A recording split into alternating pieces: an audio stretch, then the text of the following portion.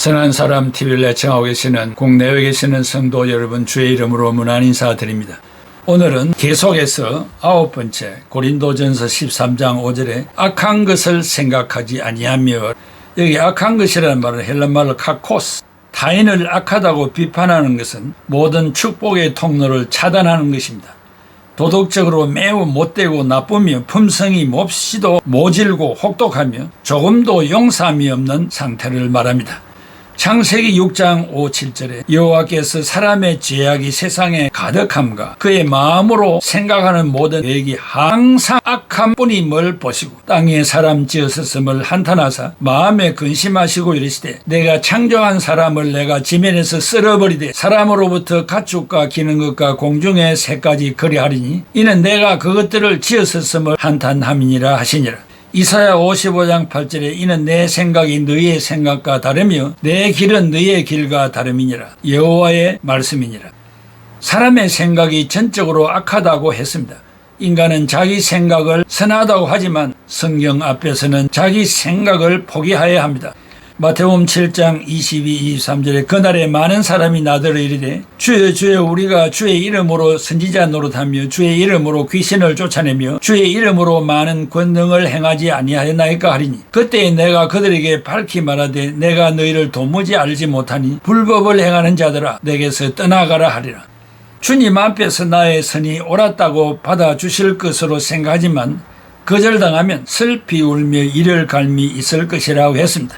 시편 14편 2, 3절에 여호와께서 하늘에서 인생을 굽어 살피사 지각이 있어 하나님을 찾는 자가 있는가 보려 하신즉 다 치우쳐 함께 더러운 자가 되고 선을 행하는 자가 없으니 하나도 없도다. 하나님은 인간의 모든 생각이 악한 것뿐이라고 하셨습니다. 즉 선한 것이 거하지 않는다는 것입니다. 범죄한 인간 안에 태생적으로 선한 것이 존재하지 않다고 하였습니다. 칼빈의 5대 교리 중 하나가 전적 부패입니다. 공의의 하나님이 보실 때는 인간의 중심에 선한 것이 없다고 하였습니다.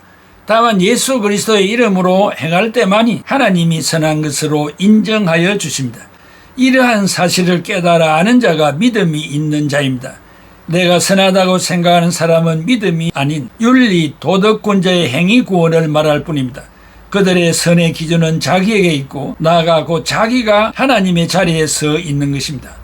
여러분은 내가 전적으로 악한 것뿐이라고 자백하고 예수 그리스도 앞으로 달려 나와야 합니다.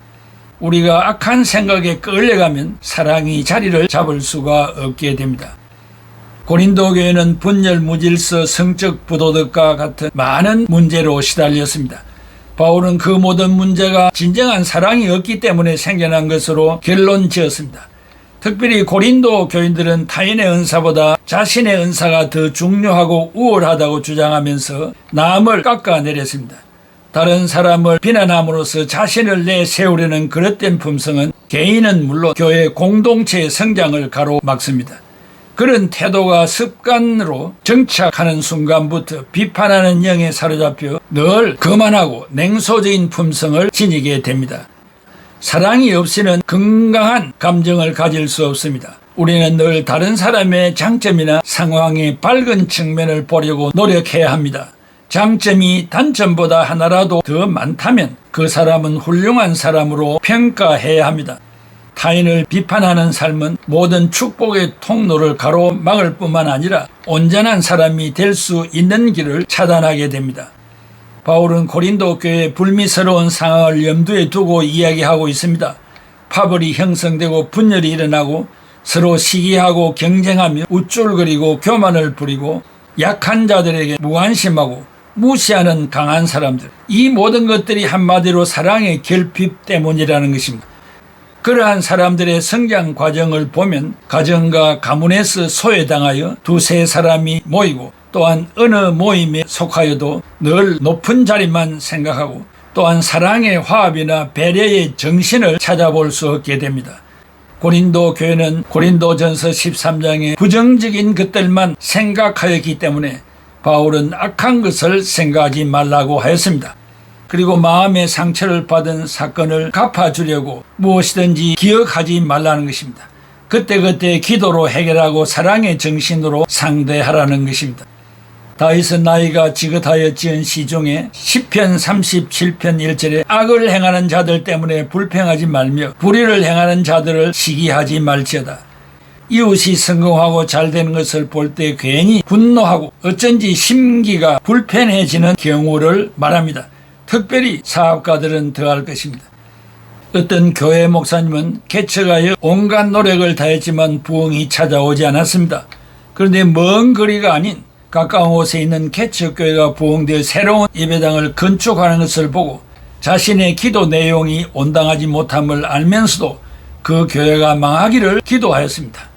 양심의 가책을 받은 목사는 기도를 바꾸어 그 교회를 더욱 축복해 주셔서 우리 교회보다 더 부흥하게 해달라고 기도하였는데 이때부터 우리 교회도 부흥하기 시작하였다는 이야기를 들었습니다.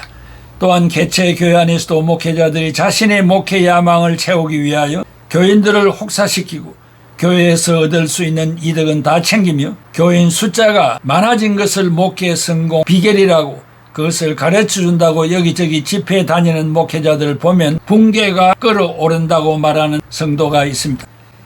어느 교훈집에 말한 14가지 품성을 소개하면 인생 최대의 적은 자기 자신이다. 인생 최대의 실패는 스스로 잘났다는 것이다. 인생 최대한 어리석음은 남을 속이는 것이다. 인생에서 가장 슬픈 일은 질투다. 인생 최대의 착오는 스스로 포기하는 것이다. 인생 최대의 잘못은 스스로와 남을 속이고 악하다 하는 것이다. 인생에서 가장 가련한 품성은 스스로를 비하하는 것이다. 인생에서 가장 중요하게 지녀야 할 것은 정진, 즉 앞으로 나아가는 것이다. 인생 최대의 파산은 절망이다. 인생 최대의 재산은 건강이다. 인생 최대의 채무는 인정에 대한 책무다. 인생의 가장 부족한 것은 자비와 지혜이다. 인생 최대의 기쁨은 베푸는 일이다. 인생 최대의 예물은 관용과 용서이다 라고 했습니다. 내 자신을 비교해 보면서 참고사항일 것입니다. 인생 팔순을 살아보니 새삼 깨달아지는 것들이 많습니다. 우리의 대선배 사도 바울이 기록한 성경을 애독하면 더욱 절감하게 됩니다. 특별히 로마서 8장 24, 25절에 오라 공고한 인생이로다. 이 사망의 몸에서 누가 나를 건져내랴. 우리 주 예수 그리스도로 말미암아 하나님께 감사하리로다. 그런즉 나 자신이 마음으로는 하나님의 법을 육신으로는 죄의 법을 섬기노라는 말씀을 순간순간 기억하게 됩니다. 빅토르 위고가 말한 인생에는 3가지 싸움이 있다고 했습니다. 첫째는 자연과 인간과의 싸움, 둘째는 인간과 인간과의 싸움, 셋째는 자기와 자기와의 싸움이라고 했습니다. 빅토르 위고는 이 싸움을 그리기 위하여 유명한 레미제라블이라는 작품을 만들었습니다. 이 책은 성경 다음으로 많이 읽혔다고 전해지는데 그 내용은 장발장이라는 한 인간의 마음속에 선한 자아와 악한 자아가 싸우는 투쟁의 기록이라 할 수 있습니다. 마침내 선한 장발장이 악한 장발장을 이기는 용감한 정신적 승리를 생생하게 그려낸 것입니다. 우리의 마음은 선과 악의 싸움터입니다. 나의 마음 속에는 항상 두 자아의 싸움이 벌어지고 있습니다. 사람을 볼 때도 어떤 사건을 만났을 때도 두 가지 생각이 충돌합니다. 남과의 싸움에서 이기기는 쉽지만 나와의 싸움에서 나를 이기기는 참으로 어려운 일입니다.